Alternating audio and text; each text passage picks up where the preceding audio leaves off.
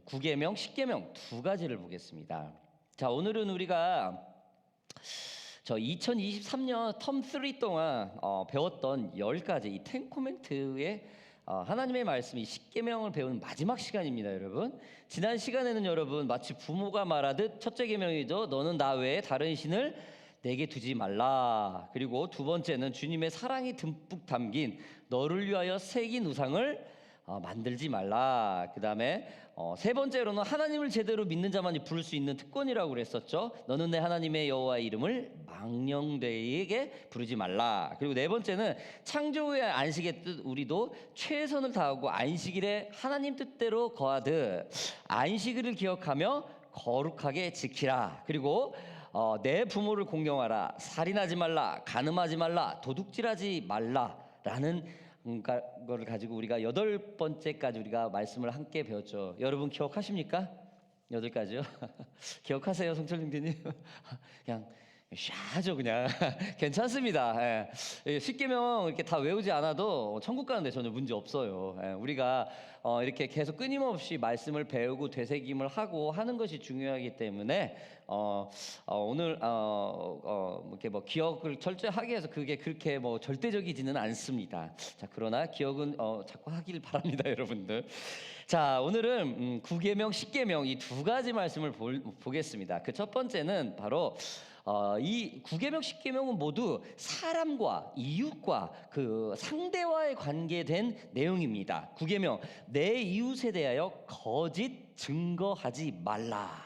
여러분, 이 거짓 증거라는 것은 이웃에 대해서 거짓으로 말하는 것을 금지하는 법입니다. 금지법을 말하는 겁니다. 즉 다른 사람과의 상대 관계가 되어 있는 관련이 되어 있는 법이죠. 이것은 우리 이웃의 비난이나 편견으로 기울어져 만나는 것이든 무엇이든지 잘못된 편견을 가지고 만나면 안 된다라는 의미입니다. 자, 이 9번째 계명에 대한 자세한 설명은 출애굽기와 민수기에 나옵니다. 우리가 말을 좀 보겠습니다. 출애굽기 23장 1절부터 3절까지 보겠습니다. 너는 거짓된 풍설을 퍼뜨리지 말며 악인과 연합하여 위증하는 증인이 되지 말며 다수를 따라 악을 행하지 말며 송사의 다수를 따라 부당한 증언을 하지 말며 가난한 자의 송사라고 해서 편벽되이 두둔하지 말라. 자, 민수기의 말씀 계속 이어집니다. 35장 30절 말씀입니다. 사람을 죽인 모든 자 곧 살인한 자는 증인들의 말을 따라서 죽일 것이나 한 증인의 증거만 따라서 죽이지 말 것이요.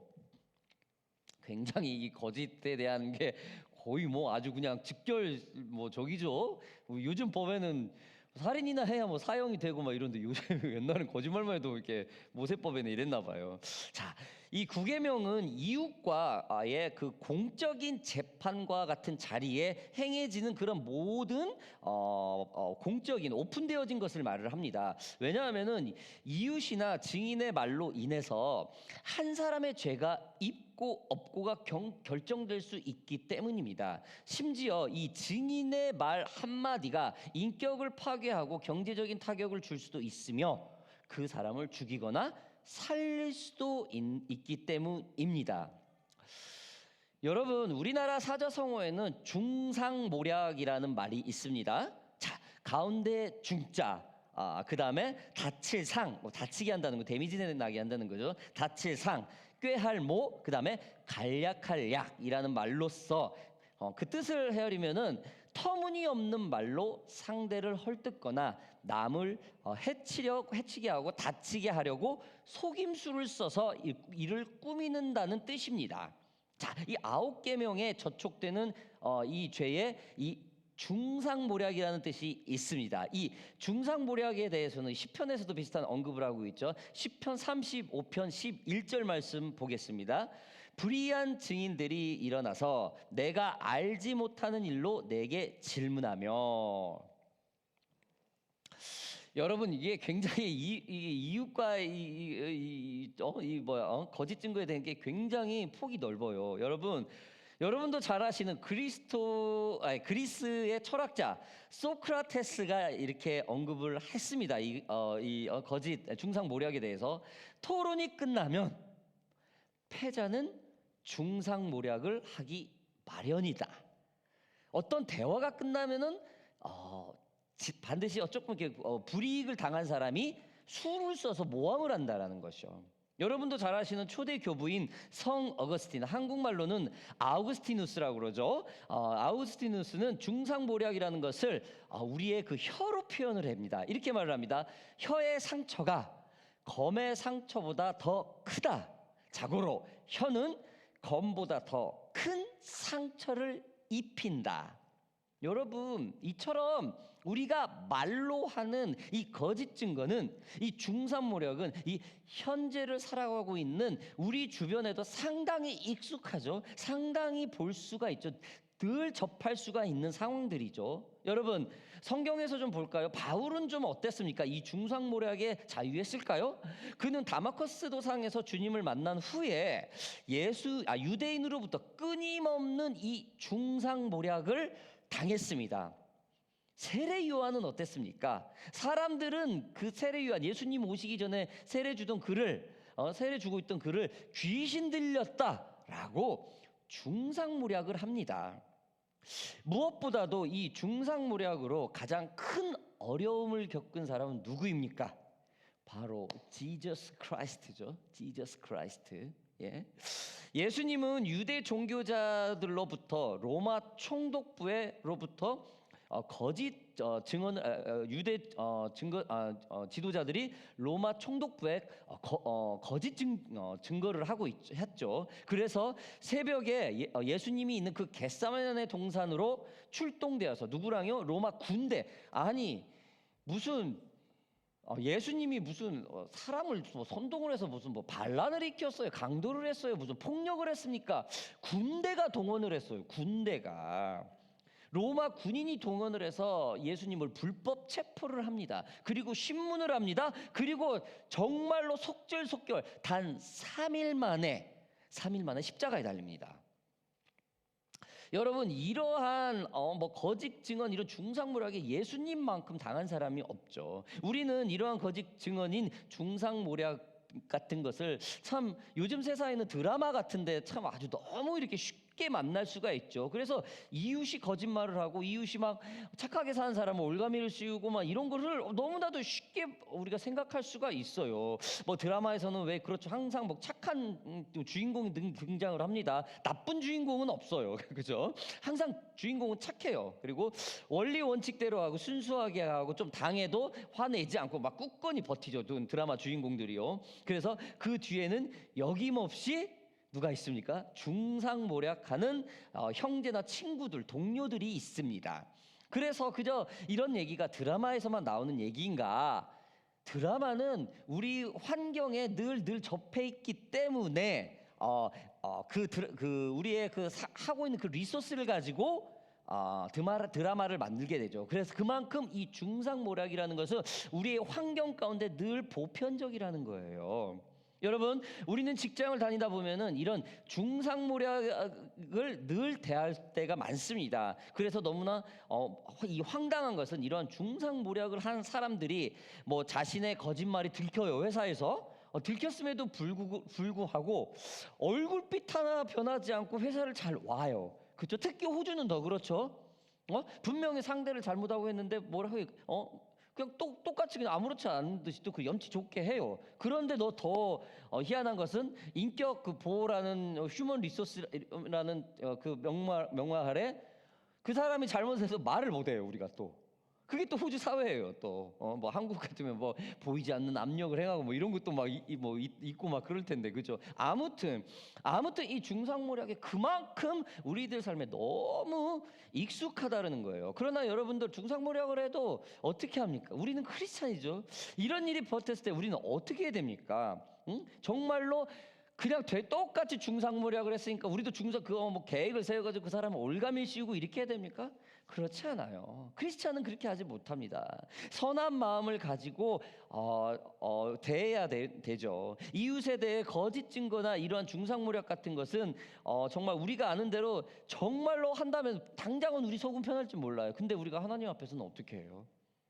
이렇게 하지 말라고 나왔는데, 그렇죠? 여러분, 우리가 참 크리스찬이라고 좀 해도 좀 어떻습니까? 우리가 조금 손해 보면 좀 어떻습니까? 거짓 증거하는 것보다 손해 보는 게 나아요, 그렇죠?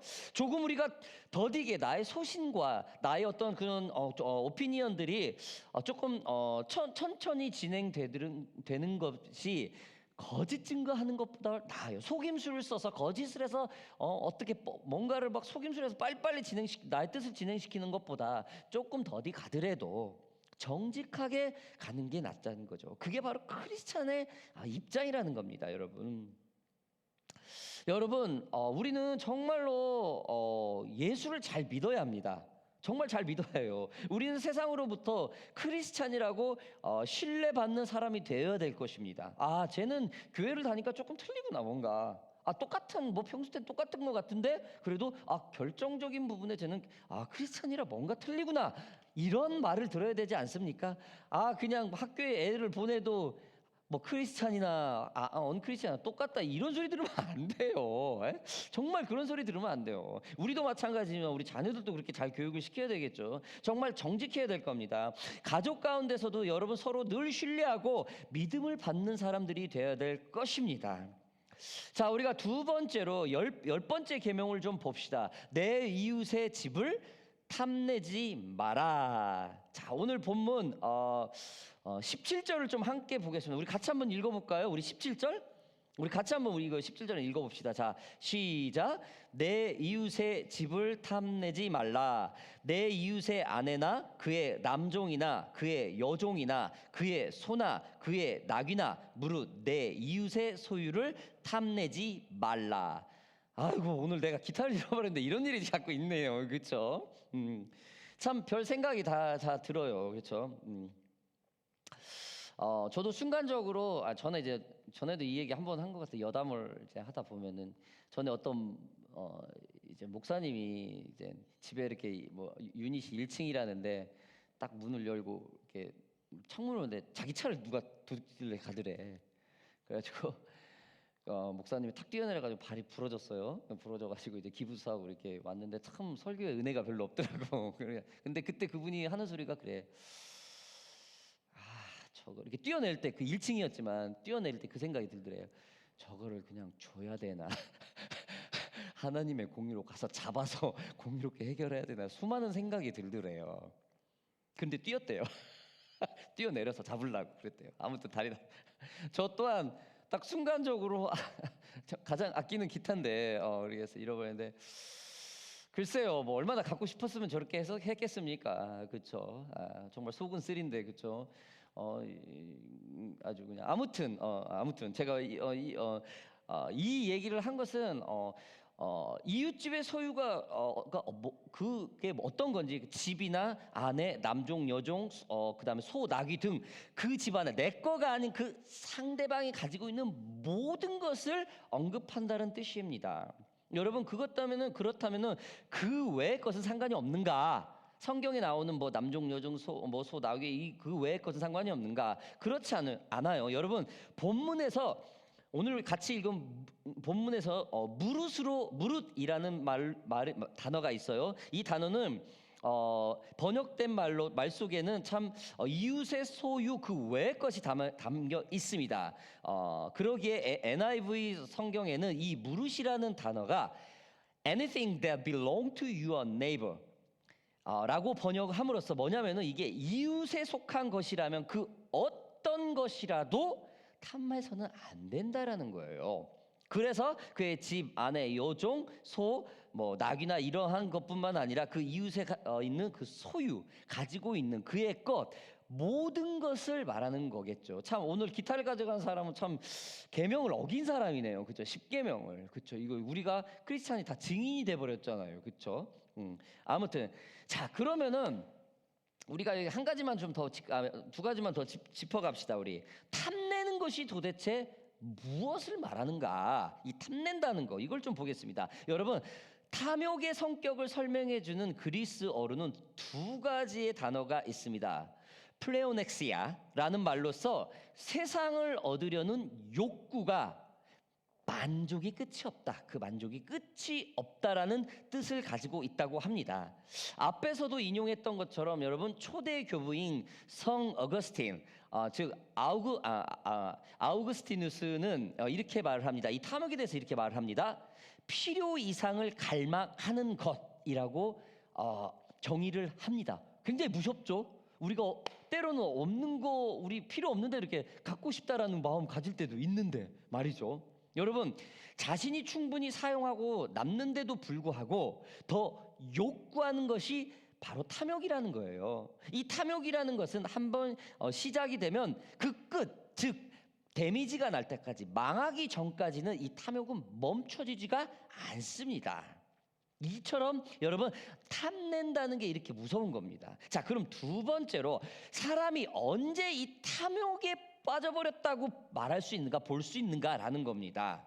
자, 탐욕 혹은 탐심이 생기는 것은 나의 관점과 생각이 온통 세상을 향하여 무엇을 먹을까, 무엇을 입을까, 무엇을 가질까에 집중되어 있을 때라는 겁니다. 세상으로부터 그 마음이 점령당해 자신이 원하는 것만을 위해서 수단과 방법을 가리지 않고 동원한다라는 거죠.